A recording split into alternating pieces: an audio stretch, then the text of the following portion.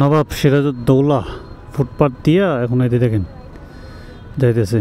মানুষ যেখানে চলাফেরার রাস্তা মনে হচ্ছে যেটাকে মানুষ ব্যবহার করে সেটা দিয়ে হচ্ছে যে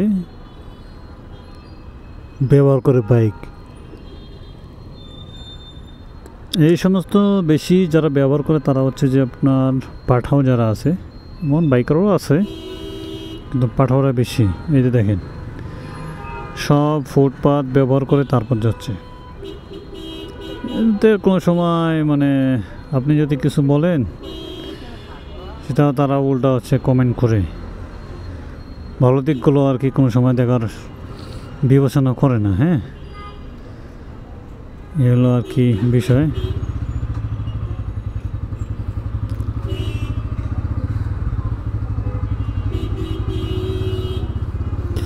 দেখে মানে দিতে যাওয়া যায় কি না।